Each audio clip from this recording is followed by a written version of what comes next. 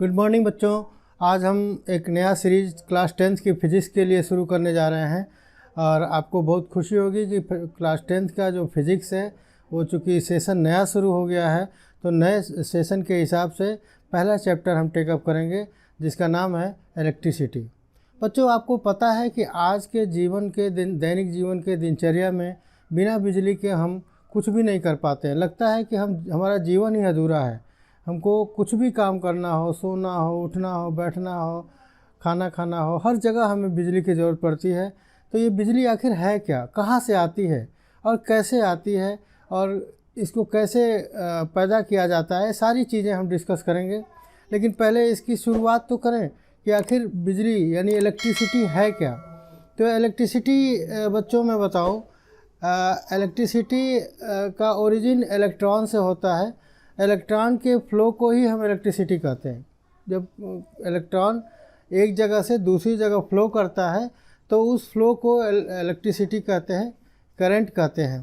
Current क्या होता है? जैसे पानी है, पानी एक जगह से दूसरी जगह जब ढेर सारा पानी बहने लगता है तो उसको हम धारा बोलते हैं, यानी करंट बोलते हैं, वाटर करंट बोलते हैं। वैसे ही जब इलेक्ट्रॉन एक जगह से दूसरी जगह ढेर सारे इलेक्ट्रॉन बहे, एक दो से थोड़े होगा, बस बहुत सारे इलेक्ट्रॉन एक जगह से दूसरी जगह बहें तो उसको हम इलेक्ट्रिक करंट की संज्ञा दे सकते हैं। लेकिन अब इलेक्ट्रॉन क्या है? इलेक्ट्रॉन, प्रोटॉन, न्यूट्रॉन आप पिछले क्लासेज में बहुत डिटेल में पढ़ चुके हैं जब एटम थ्योरी पढ़ रहे थे कि कोई भी एटम जो होता है, कोई भी मैटर का एटम जो होता है वो तीन घटकों से मिलकर बना है, दैट इज़ इलेक्ट्रॉन, प्रोटॉन और न्यूट्रॉन। ठीक है। इलेक्ट्रॉन जैसा आप पहले पढ़ चुके हैं कि इलेक्ट्रॉन निगेटिवली चार्ज होता है, प्रोटॉन पॉजिटिवली चार्ज होता है और न्यूट्रॉन चूँकि वो न्यूक्लियस में होता है, सेंटर में होता है, तो उस पर कोई भी चार्ज नहीं होता है। ठीक है। तो ये तो हो गया चार्ज वाइज। अब इलेक्ट्रॉन कैसे पैदा होंगे, कैसे ट्रांसफ़र होंगे, क्या होगा कि इलेक्ट्रिसिटी पैदा होगी, उसके बारे में हम एक एक्टिविटी करने की सोच रहे हैं। आप जैसे एक कॉम्ब ले लीजिए और उसको आप ड्राई बालों में रगड़िए। कॉम्ब हो या पेन हो, प्लास्टिक का पेन होना चाहिए। तो उसको जब रगड़ेंगे, थोड़ी देर तक रगड़ते रहेंगे तो आप देखेंगे कि वो छोटे छोटे बिट्स ऑफ पेपर को अपनी तरफ खींचने लगता है। तो इसका मतलब क्या है कि जो हम रगड़ने में जो एनर्जी हमने उस पर स्पेंड किया था, वो एनर्जी इसको इनेबल कर दिया छोटी छोटी चीज़ों को अपनी तरफ खींचने के लिए। तो ये जो छोटी छोटी चीज़ों को अपनी तरफ खींचता है या छोटी छोटी चीज़ें जो है अपने ऊपर एक फोर्स एक्सपीरियंस करती हैं, उसी को हम बोलते हैं इलेक्ट्रिक चार्ज। क्योंकि इलेक्ट्रिसिटी के इलेक्ट्रॉन के फ्लो के कारण होता है, इसलिए उसको इलेक्ट्रिक चार्ज बोलते हैं और उस बॉडी को बोलते हैं इलेक्ट्रिकली चार्ज बॉडी। अब वो चार्ज पॉजिटिव भी हो सकता है, निगेटिव भी हो सकता है। तो पॉजिटिव कब होगा? जैसे मान लीजिए ग्लास की रॉड लेते हैं आप और उस पर सिल्क के कपड़े से अगर उसको रगड़ते हैं तो उस पर जो करंट, जो चार्ज डेवलप होगा, वो ग्लास के रॉड पे जो चार्ज डेवलप होगा वो पॉजिटिव होगा और सिल्क के कपड़े पे जो चार्ज डेवलप होगा वो निगेटिव होगा। ये हमने एक्सपेरिमेंट करके दिखाया। ये ग्लास रॉड मान लीजिए, इसके ऊपर सिल्क का कपड़ा अगर ऐसे ऐसे करके आप रगड़ना शुरू करते हैं तो थोड़ी देर बाद आप देखेंगे कि ये ग्लास की रॉड जो है पॉजिटिवली चार्ज हो जाती है और जबकि ये सिल्क का कपड़ा जो है वो निगेटिवली चार्ज होता है। क्या मतलब है इसका, पॉजिटिव चार्ज और निगेटिव चार्ज का? पॉजिटिव चार्ज और निगेटिव चार्ज का मतलब है कि आपने एटम थ्योरी में पढ़ा था कि कोई भी एटम होता है वो उसमें ढेर सारे ऑर्बिट्स होते हैं। ठीक है। यहाँ न्यूक्लियस हो गया आपका, यहाँ न्यूक्लियस के अंदर प्रोटॉन हो गया। ठीक है। तो प्रोटॉन न्यूक्लियस पे होता है तो यहाँ पॉजिटिव चार्ज होता है, इसके चारों तरफ ये इलेक्ट्रॉन, मान ली पहली ऑर्बिट में 2 हो गया, दूसरे में 8 हो गया। ठीक है। और तीसरी में मान लीजिए 1 ही बचा। ठीक है। तो ये किसका सिंबल हो गया? ये हो गया Na का, सोडियम का। ठीक है। इस पर 11 इलेक्ट्रॉन होते हैं। तो अब ये क्या हुआ कि इसके आउटर मोस्ट ऑर्बिट में 1 इलेक्ट्रॉन है। ठीक है। तो अगर इसको थोड़ी सी एनर्जी अगर हम दे देंगे तो ये इलेक्ट्रॉन तुरंत अपने आउटर ऑर्बिट से लिबरेट हो जाएगा।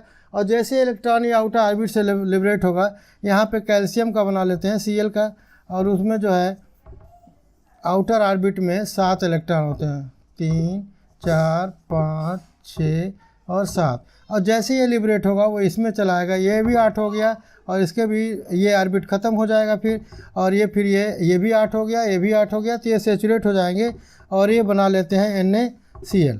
जिसको हम कॉमन साल्ट बोलते हैं, नमक वाला, ठीक है। तो ये अब न्यूट्रल हो गया, इलेक्ट्रिकली न्यूट्रल हो गया। जब तक इस पर एक चार्ज है, ये इलेक्ट्रिकली क्या हो जाएगा, इस पर चार्ज क्या हो जाएगा, यहाँ पे इलेक्ट्रॉन की अधिकता है तो यहाँ पे ये निगेटिव चार्ज होगा, और यहाँ पे इलेक्ट्रॉन की कमी है तो यहाँ पे हो जाएगा पॉजिटिव चार्ज, ठीक है। और जैसे ये दोनों मिलेंगे तो NaCl। तो वैसे ही रॉड पे पॉजिटिव चार्ज का मतलब क्या है कि यहाँ पे इलेक्ट्रॉन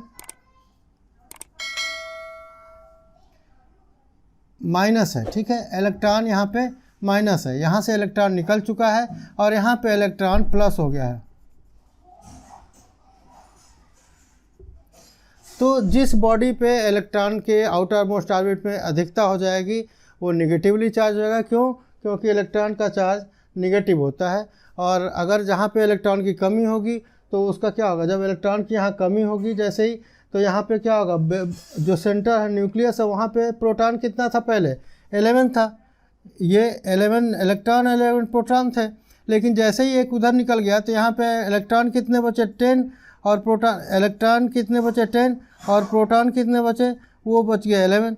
तो इसका मतलब ये वाला चार्ज ज़्यादा हो गया, यानी पॉजिटिव चार्ज ज़्यादा हो गया, तो ये पॉजिटिवली चार्ज बॉडी हो गई और ये दिखाएगा ग्लास को, ठीक है। तो पॉजिटिवली चार्ज, निगेटिवली चार्ज क्या होता है समझ में आ गया आपको। अब आते हैं फिर अपने बेसिक चैप्टर पे, इलेक्ट्रिक चार्ज। इलेक्ट्रिक चार्ज जैसा आपको बताया कि फ्लो ऑफ इलेक्ट्रॉन जो एक बॉडी से दूसरी बॉडी में फ्लो कर लेती है उसको हम इलेक्ट्रिकल चार्ज बोलते हैं। और उसमें से जहाँ से इलेक्ट्रॉन निकल के दूसरे बॉडी में जाता है, तो जहाँ से निकलता है वो पॉजिटिवली चार्ज होता है, और जिस बॉडी में जाता है वो निगेटिवली चार्ज होता है। तो यहाँ पे ग्लास पॉजिटिवली चार्ज हो गया और यहाँ पे सिल्क जो है वो निगेटिवली चार्ज हो जाएगा, ठीक है। तो ये तो हो गया इलेक्ट्रिक का चार्ज हमारा, ठीक है।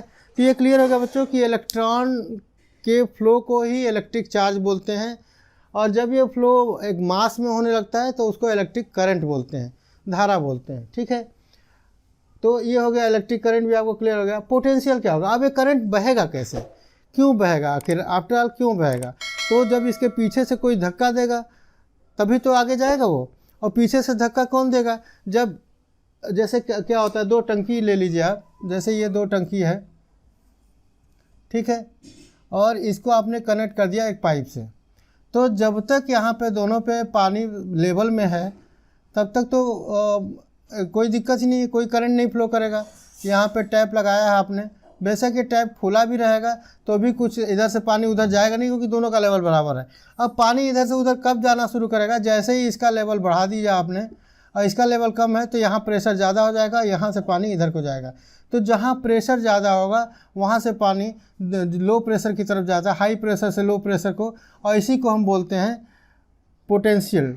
पोटेंशियल मतलब पावर, पोटेंसी।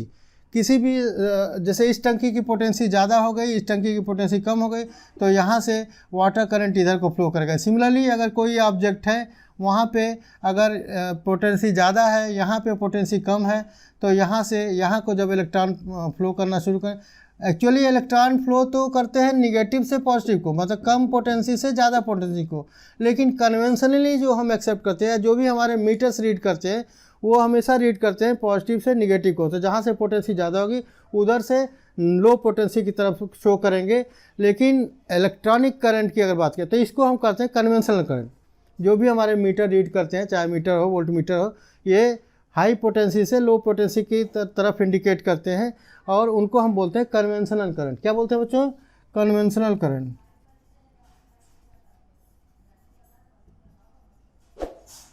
और बाकी जो एक्चुअली जिसके कारण करंट इलेक्ट्रिसिटी फ्लो होती है, इलेक्ट्रिक करंट जो होता है, तो वो होता है, उसको हम बोलते हैं इलेक्ट्रॉनिक करंट।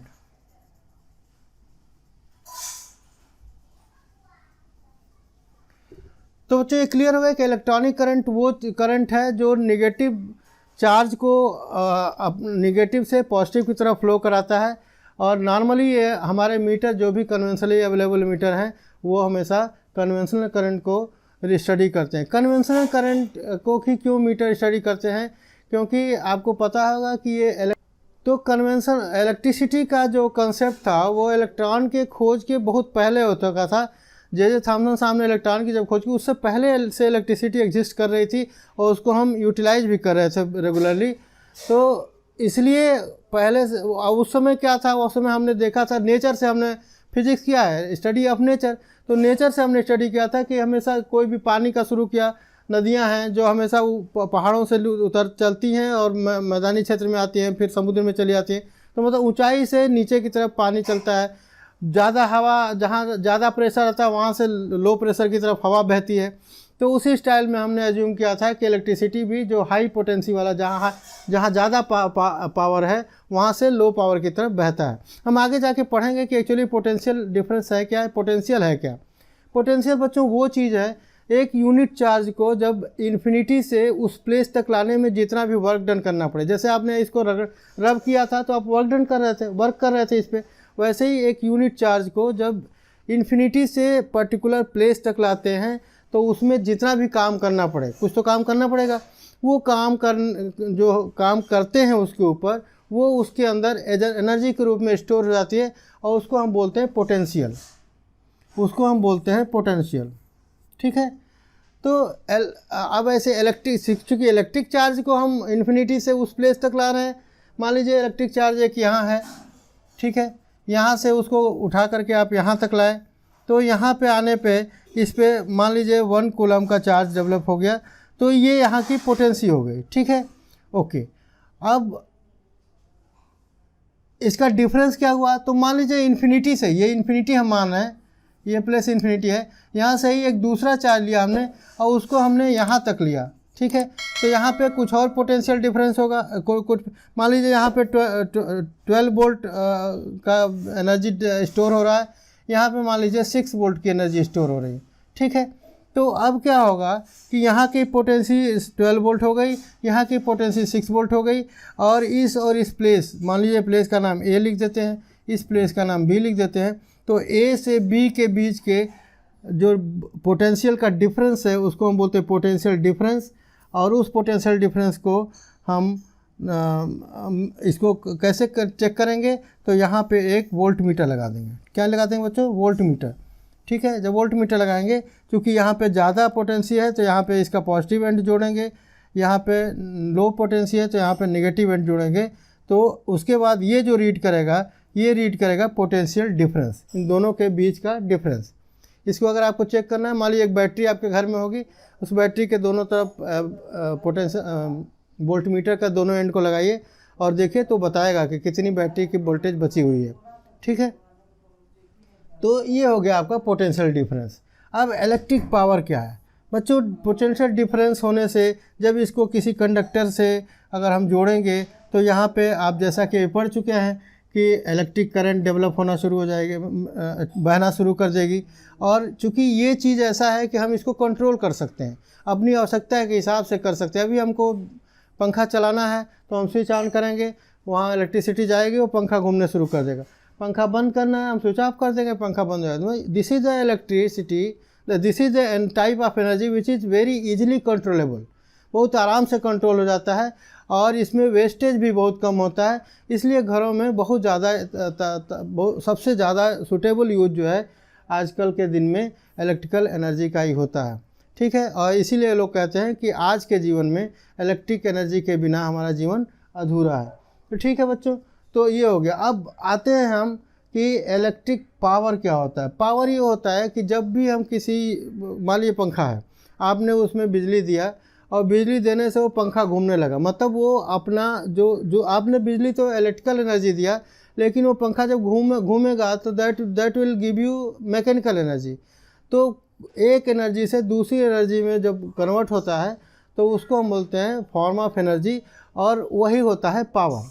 और जब ये पावर कितना कंज्यूम कर रहा है पंखा, अगर पता करना होगा, आगे के चैप्टर में हम और डिटेल में पढ़ेंगे, तो वो होगा जो भी वोल्टेज है और जो भी करंट कंज्यूम हो रहा है उन दोनों को का प्रोडक्ट निकाल लेंगे तो वो पावर होगा। एसी के केस में फिर पावर फैक्टर भी आता है, वो सब बाद में हम चर्चा करेंगे।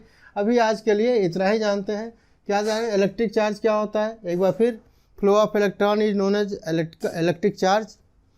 Deficiency of it is a quality due to which an object experiences a force of attraction or a force of repulsion, then that is known as electric charge. Electric current आपको बता दिया कि flow of electron is known as electric current. Potential क्या होगा, infinity से infinity से उस place तक लाने में जितना भी वर्क डन आपने किया वो वोल्टेज को ही वो एनर्जी के रूप में उसमें स्टोर हो जाएगा, and that is very known as electrical potential.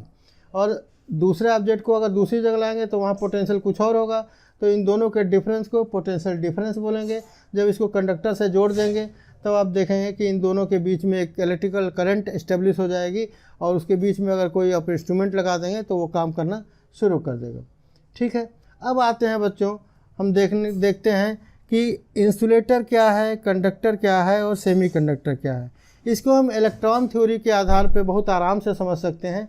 हमने अभी देखा इंसुलेटर जो भी जिसके भी सब्सटेंस के एटम के आउटर मोस्ट ऑर्बिट में मोर देन, ठीक है, मोर देन 4 इलेक्ट्रॉन हो, ठीक है, मोर देन 4 नहीं कहेंगे बल्कि मोर देन 5 एंड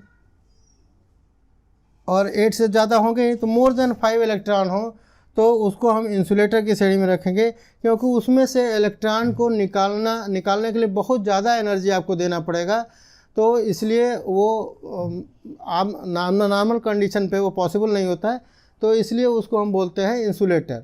अब यही जो है इसके आउटर मोस्ट ऑर्बिट में अगर लेस देन 3 हो, लेस देन 3 या सॉरी हाँ लेस देन 3 हो, तब क्या होगा कि ये आराम से थोड़ी सी एनर्जी देंगे निकल जाएगा। अगर 1 होगा तो और जल्दी निकल जाएगा, 2 होंगे तो थोड़ा ज़्यादा एनर्जी देना पड़ेगा, 3 होंगे तो थोड़ा और ज़्यादा एनर्जी देना पड़ेगा।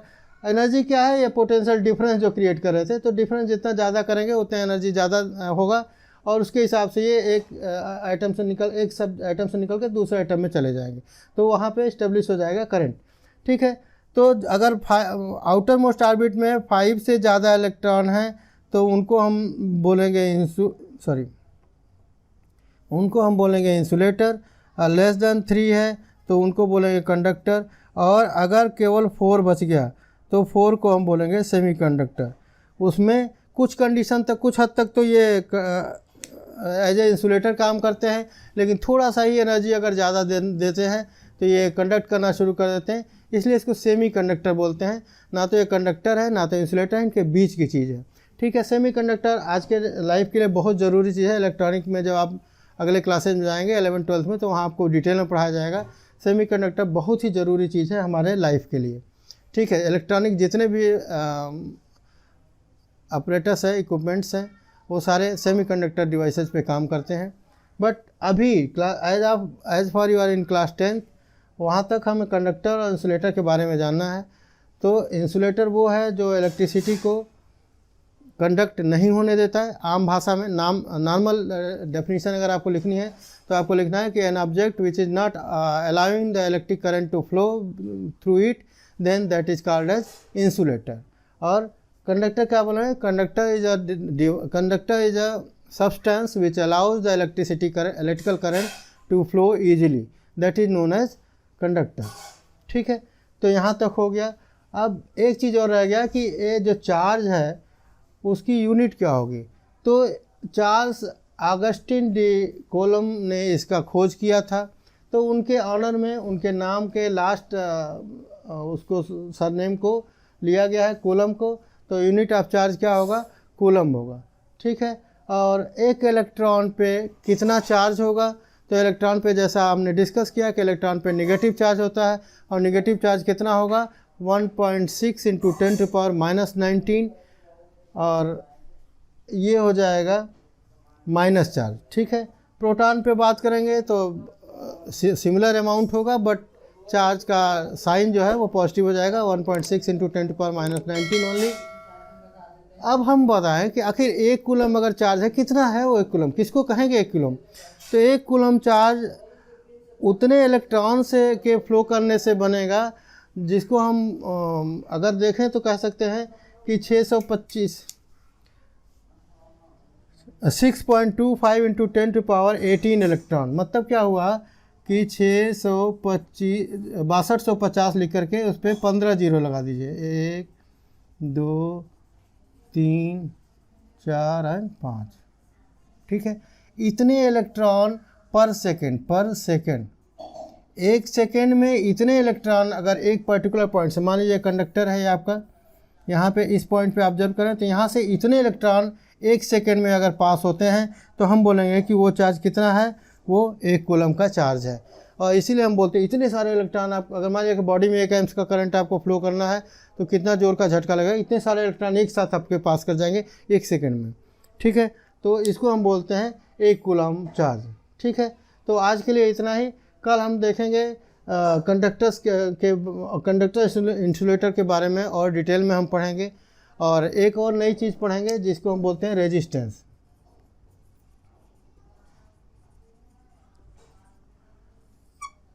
ठीक है, तो इसके बारे में हम कल पढ़ेंगे। कंटिन्यू रखिए, पढ़ाई जारी रखिए और अपना नोट बनाना शुरू कर दीजिए। हम बहुत जल्दी आपको नोट भी डिलीवर करेंगे, लेकिन फ़िलहाल के लिए आप इसको देख लीजिए। इसको आप चाहे तो रिवाइज़ करके दोबारा वीडियो देख सकते हैं, और अगर आपको ये वीडियो पसंद आ रहा है तो इसको लाइक शेयर कर दीजिए ताकि आपके दोस्तों को भी पता चल जाए, और ये सीरीज़ को फॉलो करते रहिएगा। इसमें बहुत नई नई सारी चीज़ें आने वाली हैं। फिजिक्स का पूरा 10th का चैप्टर हम कवर करने वाले हैं इस सीरीज़ में। ठीक है, तो ये आज का पहला सीरीज़ था फिजिक्स का इलेक्ट्रिक करंट का। ठीक है, इसको पार्ट 1 कह सकते हैं, इलेक्ट्रिसिटी और #01। ठीक है, कल हम मिलते हैं दोस्तों, और कल हम अगला सीरीज़ देखेंगे कि क्या होता है रेजिस्टेंस, कैसे इनका कॉम्बिनेशन कैसे होता है, 2 या 2 से ज़्यादा रेजिस्टेंस को कैसे जोड़ेंगे तो ज़्यादा रेजिस्टेंस होगा, कंबाइंड रेजिस्टेंस होगा, कैसे कब जोड़ेंगे तो कम होगा, क्या कुछ होगा, वो सब पूरा डिटेल हम कल पढ़ेंगे। Bye bye, thank you.